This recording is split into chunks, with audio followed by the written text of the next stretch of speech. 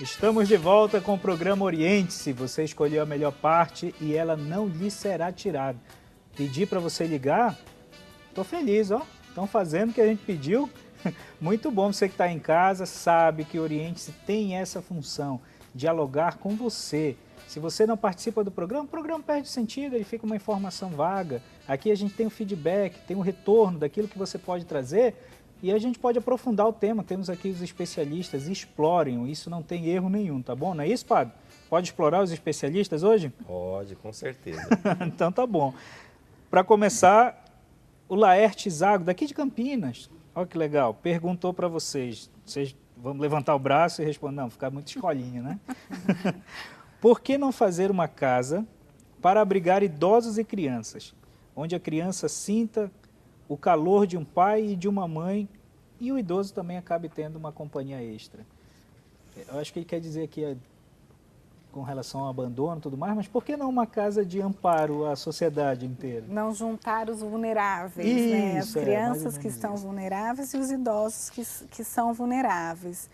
É uma ideia, né? Acho que é a primeira vez que eu escuto essa ideia. Olha aí. Precisaria ver o quanto isso é viável na prática por questões tão distintas de momentos de vida, né? Embora algumas pessoas comparem idosos e crianças, né, em algumas questões, eles são momentos e são fases da vida muito diferentes uma das Certo. outras, né?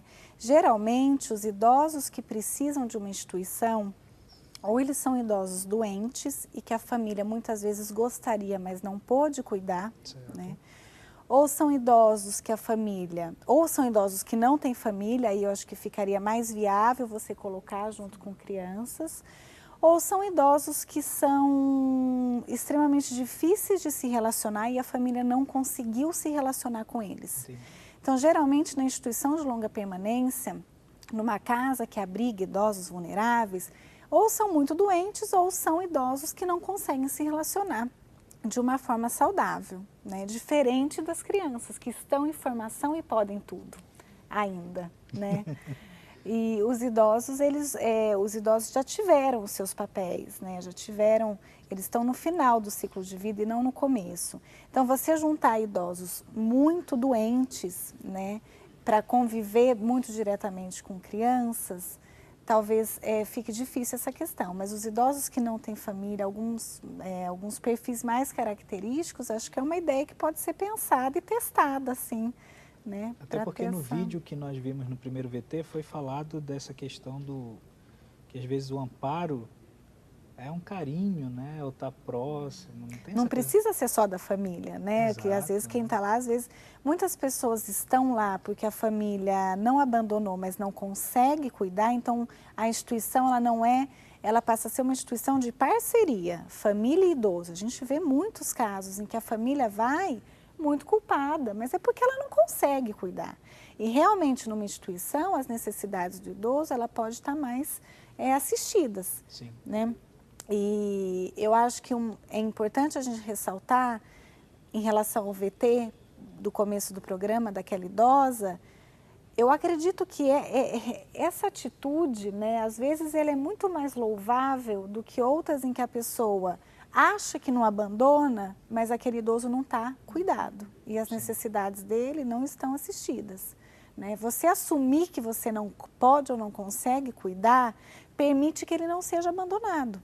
Entendi. Permite que alguém possa estar cuidando, porque o abandono é a ausência, né, de cuidado, de afeto, de estar junto. A hora que você assume, olha, eu não posso cuidar, por favor, alguém faça isso por mim. Ou cuidar sem paciência. Ou cuidar sem né? paciência, ou estar perto, mas agredir. Eu não estou abandonando, mas eu estou maltratando de outras formas. Socialmente, tudo bem. Socialmente, Mas tudo pro bem. Eu estou ali idoso- com o idoso na minha casa, eu estou cuidando, mas eu humilho, eu maltrato, né, eu judio. Né? Às vezes, se você delega, olha, eu não consigo conviver com essa pessoa, por favor, sociedade ou quem for que possa, e você não vai estar abandonando, você só vai estar assumindo que você não consegue cuidar, ou que você não consegue se relacionar. Muito bem. Tá vendo só, Laerte? Tá vendo só você que está em casa? E o Laerte que acabou Uma de grande perguntar? ideia. Uma grande ideia. Vai lá. Quem você elegeu? tá todo mundo na rua aí pedindo um monte de coisa, você tem algo pontual para pedir de uma maneira educada, peça uma audiência pública, quem sabe isso vira política pública? Olha lá, pode convidar Orientes que a gente vai lá também defender. Vou fazer esse bloco com as perguntas, né? Muitas perguntas, que coisa boa. Temos aqui Edi Ferreira da Silva, de Belfort Roxo, Rio de Janeiro. Ó, vizinho nosso, Rio de Janeiro, que legal. Tenho uma pessoa que mora aqui em minha casa, que os filhos abandonaram aqui comigo. Qual o procedimento neste caso? A pessoa tem 83 anos e eu estou cansada da responsabilidade. Foi bem sincero. Sim. Esse é o primeiro passo, né? Não é fácil cuidar. Não é fácil. Né? Esse é o primeiro. Você está acabando de falar sobre isso. Exatamente. Quais são os passos? Acho que ele pode, né? A gente não conhece o contexto, né? Sim, Quais são as relações, tanto dele com essa família que abandonou, quanto desse idoso com essa família que o abandonou, né? Mas tentar entrar em contato com a família e pedir ajudas, né? Ajuda para a sociedade. Se é muito difícil, a institucionalização é uma opção, né? Não é um abandono, porque lá você está dando, lógico, pensando numa instituição boa, né? Uma instituição que esteja condições realmente de ajudar essa pessoa. Mas ele precisa entrar em contato com essa família, se isso for possível. Se ele não conseguir, pedir ajuda, né? Em outros órgãos. Vamos tentar sociais. mapear essa ajuda. Quais são as formas? Porque a Maria Bernardes, que também daqui é de Campinas, ela está falando que tem um irmão doente de esquizofrenia. E ela também está sentindo toda essa necessidade de cuidar. Onde vocês sugerem que eu posso levar, tudo mais? Ela pergunta aqui. Como a gente mapear? Levar o idoso que tem problema? No caso dela é o irmão que é doente e tem esquizofrenia. Tá. Então ela cuida dele, né? Está todo mundo com medo dessa palavra abandono, quer tirar esse peso, como o senhor falou no início. O que fazer? Procurar ajuda onde? Então, eu acho que tem que tentar uma porta de entrada, né? Que talvez sejam as unidades básicas de saúde. Em Campinas eu sei que tem a Unicamp, né? O Hospital das Clínicas da Unicamp, ele oferece vários tipos de serviços especializados para idosos. Então, tem um ambulatório de psiquiatria geriátrica, que o idoso chega lá através dos encaminhamentos das unidades básicas de saúde, né? Esse ambulatório, ele trata de doenças mentais no idoso, né? Tem o que trata no adulto, na criança. Então, são atendimentos especializados, né? Porque pelo fato da sociedade estar envelhecendo agora, é um fato recente, muitos profissionais da saúde ainda não sabem como é que lida com problemas mentais ou até problemas de saúde do idoso, que tem características específicas já de saúde, né? Então, que é importante ter os centros especializados para isso, que ainda não são muitos, né? Na região, na cidade. Não tenha dúvida. E falando desse envelhecimento, né? O último censo está fazendo uma prospecção, que daqui a 20 a 30 anos, 50% do país vai ser de pessoas idosas. Quem vai cuidar desse povo? Como cuidar desse povo? A Previdência está preparada para falar sobre isso? Ou para cuidar? Quem vai pagar essa conta na geração nem? Foi aí que surgiu a expressão dos que nem trabalham nem estudam, estão às custas dos filhos. Quem vai pagar essa conta e como cuidar? Como evitar esse abandono? Eu volto no respeito da família, né? No cultivo do respeito. E o cultivo do respeito passa pelos bons tratos entre as pessoas, né? Foi bem interessante ouvir o padre falando, né, que existem encontros, né, para as famílias, tal, porque é uma coisa que se sente muita falta realmente. A família muitas vezes aparece no conselho e fala, mas eu não sei como fazer, eu não sei como dar limites. E limite é uma prova de amor, né? Sim. O limite é o direcionamento, né? Então, eu não sei como dar limite, eu não sei mais o que fazer. Limite não é violência, né? Não, limite não é violência, limite é amor. É mostrar o correto, é muita conversa. Frustração. Né? Sim, é fazer aprender a suportar frustrações. Né? Eu acho que tudo isso vai refletindo, mas realmente existem muitas famílias que não sabem ser família, né? Veem a permissividade como assim a forma de carinho, e não, né? A criança que cresce sem regras, ela pede socorro conforme ela vai, né? Tendo os atos, a rebeldia, tentando quebrar tudo aquilo. Na verdade, ela pede, me dê limites, me dê o meu tamanho, senão eu me esparramo, né? Então, eu acho que tudo isso é reflexo ali do cuidado dentro da própria família. E voltando a um local também muito interessante para idoso, né? Claro que tem toda essa parte da saúde e tal, mas em Campinas tem o centro de referência do idoso. O centro de referência, ele serve também para ajudar as pessoas nos encaminhamentos. Então, quando dá isso, o que eu faço? Né? Eu acho que pode ser muito útil do direcionamento, dos atendimentos especializados, enfim. Maravilha.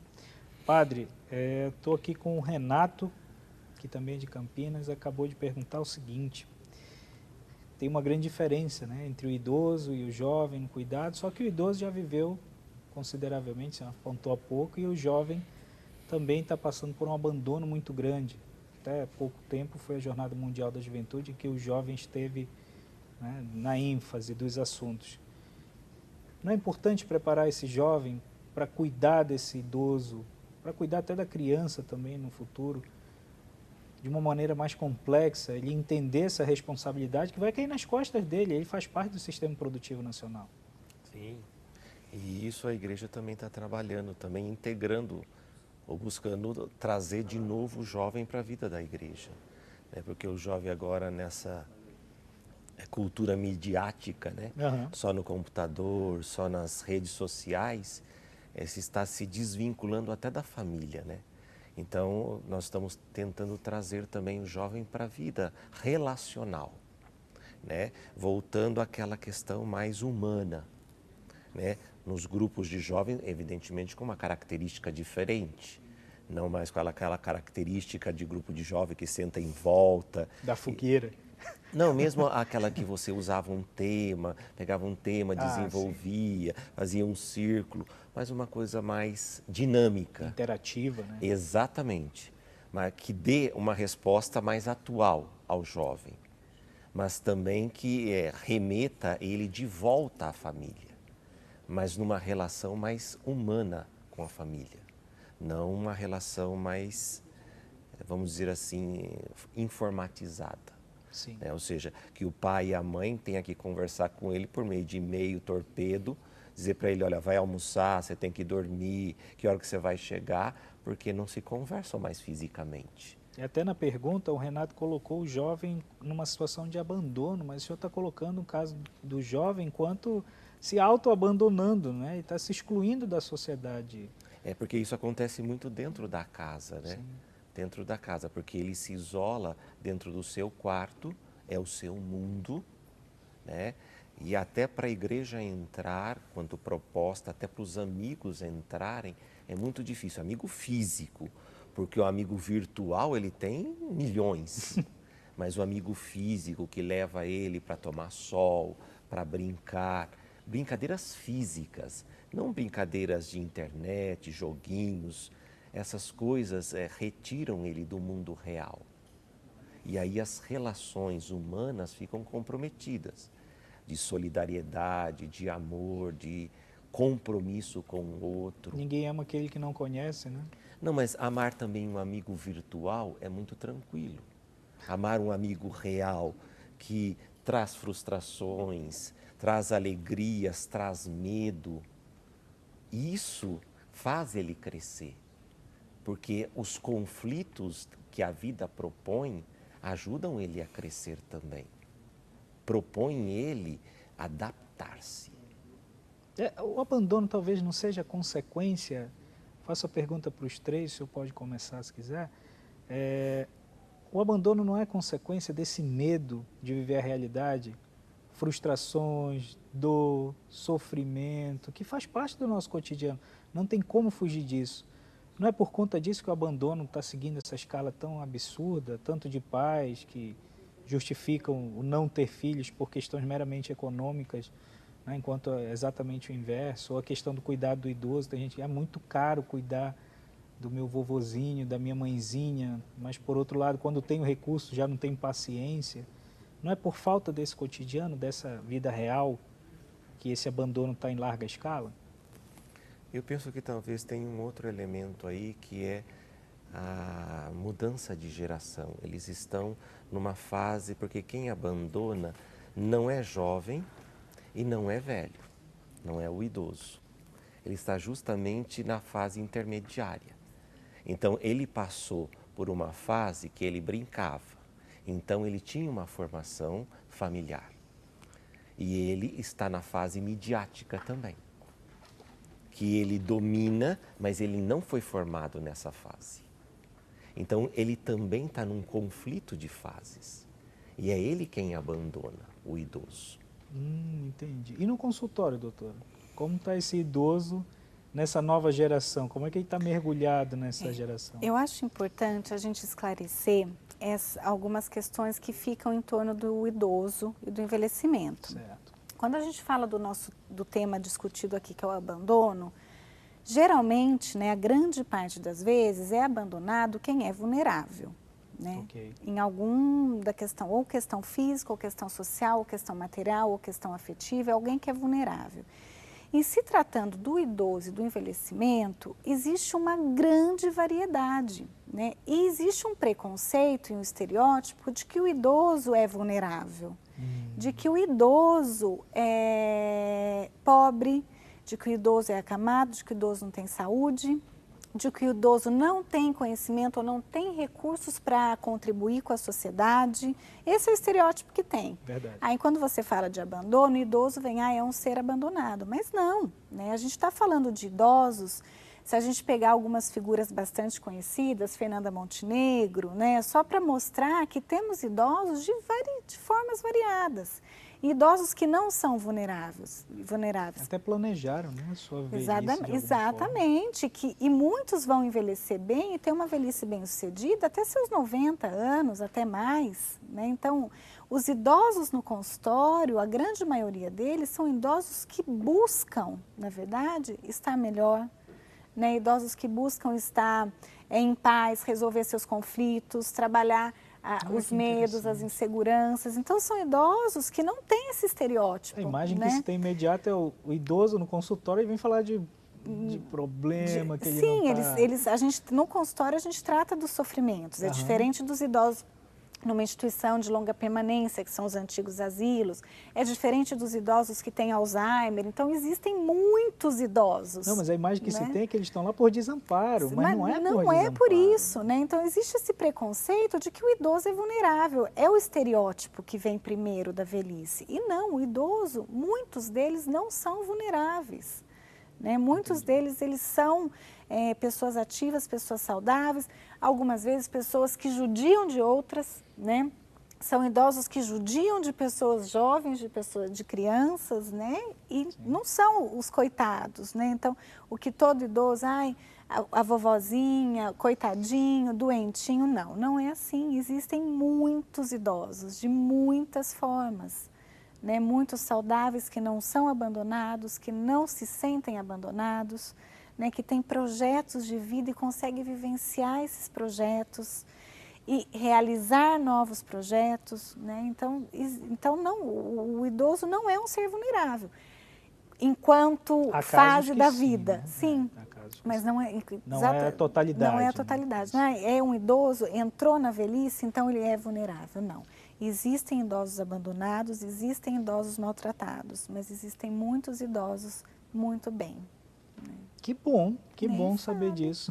Queria que a realidade das crianças fosse a mesma. É a mesma realidade? Tem alguma surpresa assim que a gente não conheça?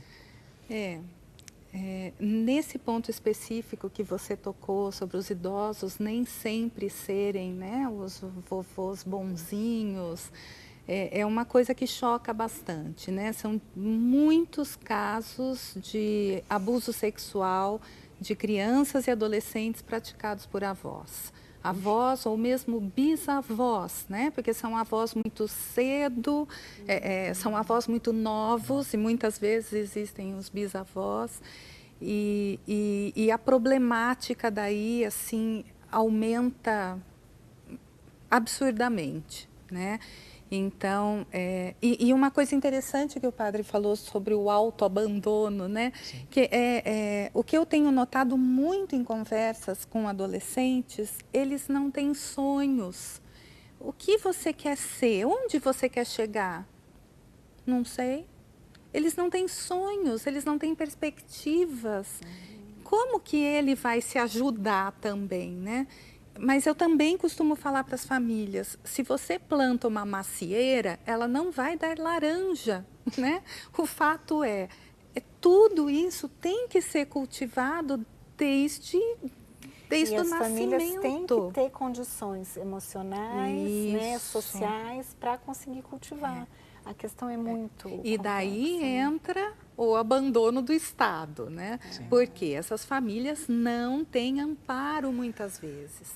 Exatamente. Não tem a quem se dirigir, a quem pedir ajuda, ou às vezes tem o local, mas não tem no momento que você precisa. Ou não tem acesso à informação de que existe o local e que ela pode se ajudar lá. Exatamente. Então, é muito complexo. Mas também a gente tem um outro aspecto, que é, por exemplo, as famílias que se encostam no Estado. Né? Sim. Que, por exemplo, no caso da igreja, nós temos famílias assistidas, que no caso nós consideramos os vicentinos, que a família são assistidas pelos vicentinos, pelo Estado, pela instituição que cuida do filho, do avô, da família, ou seja, ela vai lá dar assistência, comida, vai lá dar remédio, e a família fica tranquila. Mas isso é uma cultura, né? Exatamente. É a cultura do querer se dar bem. E não formar uma personalidade nem familiar e nem pessoal. Eu vou interromper e continuar no próximo bloco, porque essa conversa está ficando quente, o programa Oriente está só no meio ainda. Queridos, é isso. Marinheiro que não sabe onde quer chegar, qualquer vento é desfavorável. Reflita sobre isso e no próximo bloco a gente continua a conversar. O programa Oriente deixa esse bloco. Nos vemos no próximo. Até lá.